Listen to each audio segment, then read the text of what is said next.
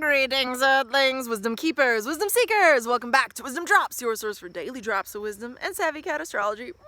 My name is Tanya, and today we're talking about you, Geminis. That's right, because this is going to be a big end of 2020. So for the next 6 months, that's really what this forecast is telling you about, your life experiences that you can expect as a Gemini, okay? And we're going to do that, Gems, through 3 primary planetary actions happening in the heavens. And that is, number 1, Mars is entering Aries. Number 2, okay, there's Mercury retrograde right now in Cancer, which is relevant for the larger 6-month period because, number 3, the eclipses are ending in your 2nd and 8th house axis, okay? And all the houses activated here for you all in this 6-month period, Gems, are succedent houses. So it's kind of like previews of coming attractions energy. So anything that comes up over the next 6 months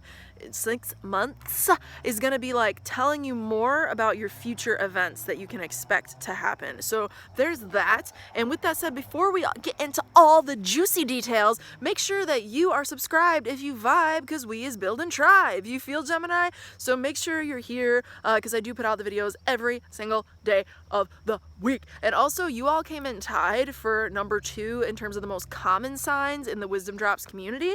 You were tied along with Sagittarius's and Aries. First place was Scorpio, not surprised. So moving on though, let's dive into what you can personally expect. And thanks for growing the community if you aren't subscribed already. First off, Mars is entering Aries, as I said earlier, and this is your 11th house, Gems, which is fantastic. Fantastic! I cannot say how much I really appreciate this energy for you, because the 11th house is dreams come true. The 11th house is our aspirations. The 11th house is networks and networking. So Mars is entering that house for you all, and what that's doing is bringing energy, because Mars is like one of the engines of the zodiac, to your 11th house. So if you're a Gemini, you're gonna be networking like a freaking mad person, okay, for the next 6 months. You're gonna be tapping into larger networks of people that you weren't tapped into before, or activating the networks that you have been a part of for a long time that are just like larger groups of people that you are in tune with or connected to or somehow a part of. You're going to be actually manifesting things and working in those networks like crazy for the next 6 months, because Mars is in a nice long stay there due to its retrograde cycle. And so, you know, 6 months of activation around that, good shit, Geminis, good stuff. Make it all PG and whatnot. Moving along, Mercury retrograde, okay, that is happening for you all in your 2nd house. So you're going to be rethinking things of finance, if you haven't already, and worth and value and what you possess as a Gemini. And also Mercury, anything that Mercury does, it's intensely more so relevant to you because it's your ruling planet. You are a Mercurial kind of like being a representative of Mercury if you have a Gemini ascendant, sun, or moon. And if you have a stellium in Gemini, same difference. So moving along though, what can you expect from that? Well, you know, retrogrades are all about reversals, and this has been in effect around mid June through mid-July, but let's just say all of July, because we who are into astrology know it takes time for planets to like set in and marinate and stuff. But what does it mean for you all? Well, retrogrades are all about reversals, anything that has that re-prefix, so redoing, reassessing, revisiting, you know, it could be delays and denials, but temporarily so, things that you need to revisit, to check in on and redo, you know, all of that. And I listened to this really good astrologer lately say they think that retrogrades are actually like second chances. And I was like, interesting. So if you're a Gemini who's been misaligning with or misusing your finances, you're going to be asked to fix that through July, okay, 2020. So take the opportunity to fix it so that you can set in with the more positive rewards that the final eclipse is offering us, and the impact of the eclipse. The final eclipses are happening now in Cancer and Capricorn that have been in effect since January 2019, y'all. They're finally coming to a close, okay? Because we're moving on into your sign in Sagittarius now for the eclipses, because that's where the nodes have gone.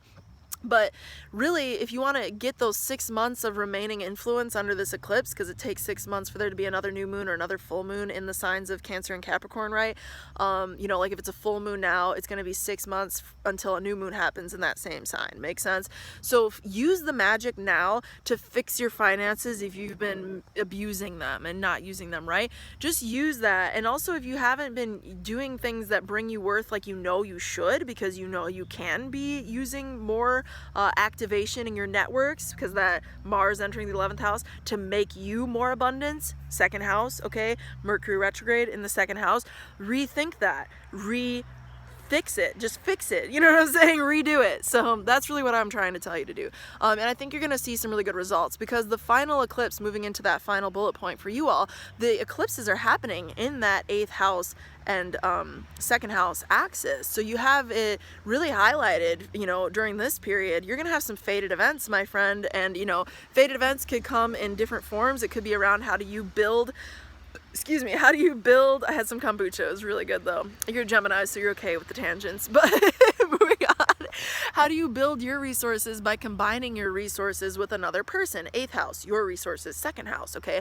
And Mercury's in your second house to help you think about how to do that right now. So that's bringing you a lot of energy to really assess what your current situation is. And I really like with the signature of the second and the 8th house and the fated events that are coming in, I like the signature of Mars entering your 11th, because I feel like that's a good omen.